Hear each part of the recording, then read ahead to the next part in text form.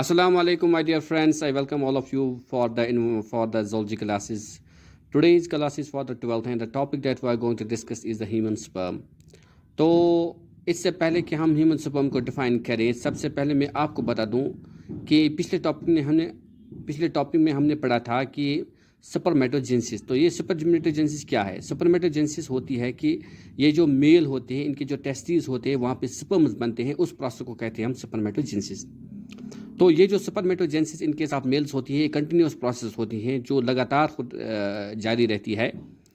तो ये जो स्पर्मेटोजेनेसिस है, तो जब मेल इजैकुलेट करता है, जब इसके जो पिन से जो स्पर्म्स निकलते हैं, तो हर एक इजैकुलेशन में लगभग 1 मिलियन से 2 मिलियन तक स्पर्म्स होते हैं, 3 मिलियन तक स्पर्म्स होते हैं। तो फर्टिलाइजेशन करने के लिए मेल के पास कम से कम 1 से 2 मिलियन स्पर्म्स होने चाहिए, क्योंकि ये जो स्पर्म्स होते हैं इनका काउंट सबसे ज़्यादा होना चाहिए। क्योंकि जब ये फीमेल जेनिटल ट्रैक्ट में जाते हैं तो वहाँ पे बहुत सारे स्पर्म्स डिस्ट्रॉय हो जाते हैं, तो सिर्फ कुछ ही स्पर्म्स एग तक पहुँच जाते हैं जो फर्टिलाइजेशन करते हैं।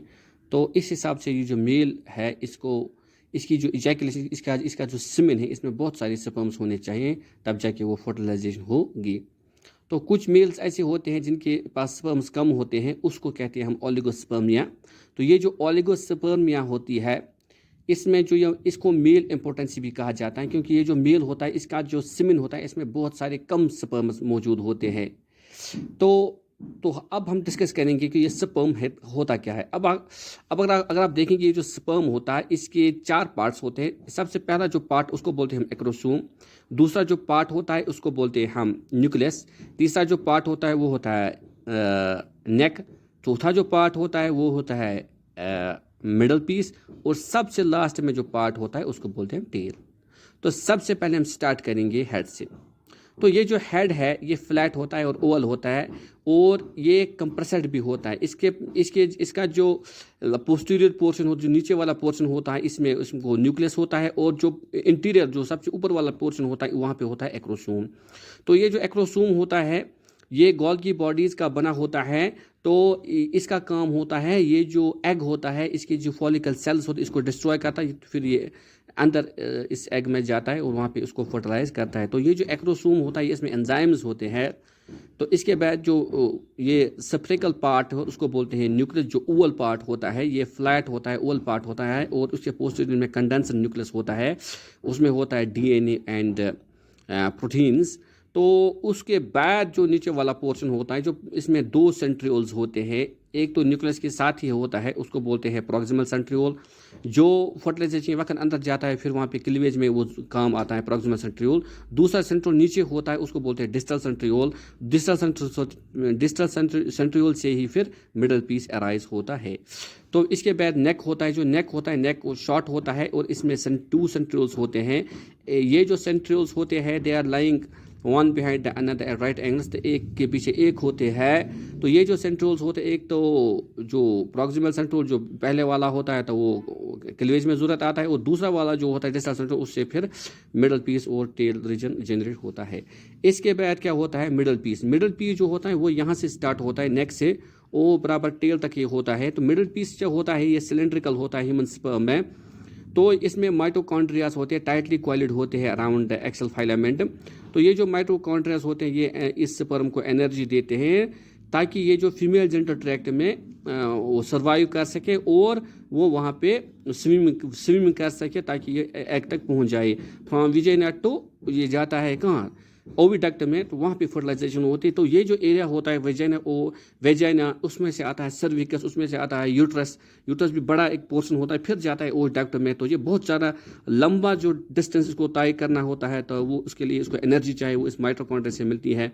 लेकिन इसकी जो एनर्जी होती है, वो लिमिटेड होती है। वो सिर्फ इसको 24 to 48 आवर्स तक हासिल होती है। उसके बाद ये एग्जॉस्ट होती है, इसकी एनर्जी ख़त्म हो जाती है, फिर ये स्पर्म मर जाते हैं। इसलिए जो इस ह्यूमन स्पर्म होता है, इसको बहुत सारे इसके जो इजैकुलेशन होती है, सीमेन होता है, इसमें बहुत सारे स्पर्म्स होते हैं, ताकि ये क्योंकि ये बीच में ही डिस्ट्रॉय हो जाते हैं। कुछ ही स्पर्म ऐसे होते हैं जो रेस जीत जाते हैं। इस रेस में कामयाब होते हैं, जो एग को फर्टिलाइज करते हैं, तो वही विजेता पाए जाते हैं।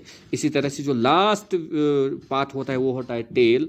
तो ये जो टेल होता है ये लॉन्ग होता है, सिलेंडर होता है, टैपरिंग होता है, और ये साइटोप्लाज्म का बना होता है। तो और इसमें से एक फाइन थ्रेड भी होती है जो डिस्टल सेंट्रियोल से थ्रू मिडल पीस और अप टू टेल रीजन तक आता है, उसको हम कहते हैं एक्सल फाइलामेंट।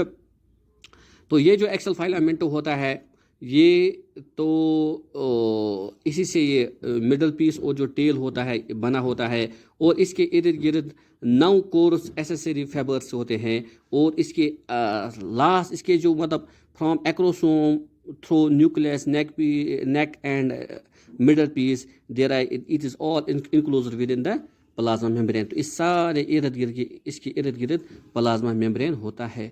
तो ये थी इंफॉर्मेशन अबाउट द स्पर्म। तो अब आपने जाना होगा कि ये स्पर्म होता क्या है, कि एक इजैकुलेशन में कितने स्पर्म्स होते हैं, और जिसके पास कम स्पर्म्स होते हैं तो उसके भी क्या रिजल्ट होते हैं। वो इसका मतलब ये है कि जिसके पास कम स्पर्म्स होंगे, जिसके सेमेन में स्पर्म्स कम होंगे, तो कल वो फर्टिलाइजेशन के लिए काबिल नहीं होगा। तो इसलिए जो मेल होता है, इसको ये चाहिए कि वो अपने स्पर्म को काउंट को बरकरार रखे, कोई भी ऐसी हरकत ना करे जिससे आगे जाके उसको स्पर्म काउंट का सामना करना पड़ेगा। I hope you have understood it. Thank you my dear friends for watching me.